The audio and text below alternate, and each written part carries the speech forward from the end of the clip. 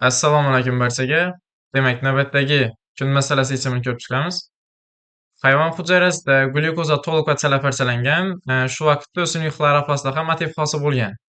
Agar o'simlik plastidasida hosil bo'lgan aktiv chala parchalanishda hosil bo'lgan aktivdan 2 marta katta bo'lsa, demak, chalada hosil bo'lgan aktiv x, plastidada hosil bo'lgan aktivni 2x deb olamiz.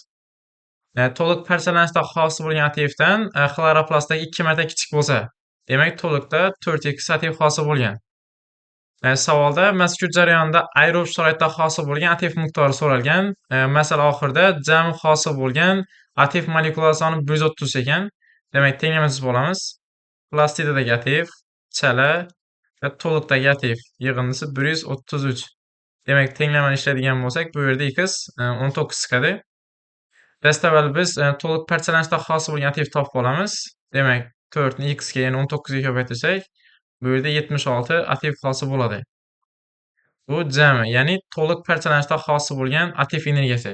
Bizga aerob so'ralgan, shuning uchun dastlab glyukoza mol topib olamiz. 76 ni 38 ga bo'lsak, bu yerda 2 mol glyukoza to'liq parchalangan. Buni 2 ga ko'paytiradigan bo'lsak, 4 mol aktiv sitoplazma bosqichida hosil bo'lgan. Biz jami to'liqdan sitoplazma bosqichidagi 4 aktivni ayirib oladigan bo'lsak, bu yerda 72 ta aktiv hosil bo'ladi. Ya'ni aerob sharoitda. Demak, javob B javob.